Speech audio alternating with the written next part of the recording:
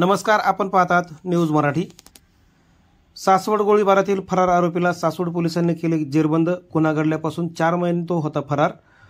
पुरंदर तालुक्यातील सासवड येथे काही महिन्यापूर्वी आईस्क्रीम व्यावसायिक राहुल टिळेकर याच्यावर गोळीबार करण्यात आला होता।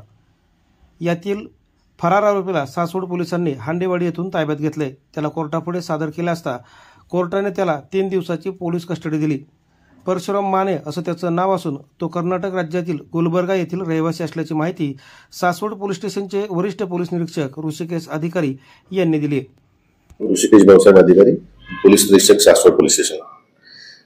सासवड शहरामध्ये दिनांक 18/7/2024 रोजी दुपारी 3:15च्या सुमारास सासवडमध्ये जे रहिवासी आहेत राहुल नामदेव टिळेकर यांच्यावर गोळीबार झाला होता। गोळीबार होऊन त्यांच्यावर जीव मारण्याचा प्रयत्न केला होता।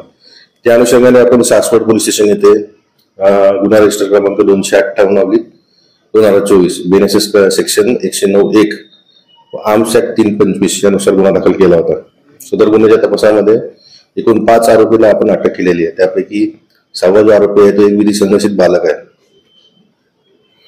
गुन्ह्याच्या तपासादरम्यान आपण गुन्ह्यातील अटक आरोपी होता त्याच्याकडनं 2 पिस्टल, 5 जिवंत राऊंड व 1 पुंगळी अशी जप्त केली होती। काल रोजी गुन्ह्याचा पाहिजे आरोपी होता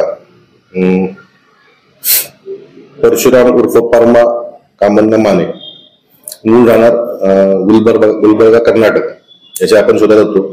त्याचं लोकेशन छत्तीसगड यायचं, कधी गुलबर्गा यायचं। त्यावेळी तांत्रिक तपास करून आपण काल रात्री सासवड पोलिसांची टीमने रात्री 2 वाजता त्याला हांडेवाडी येथून ताब्यात घेतलेलं आहे।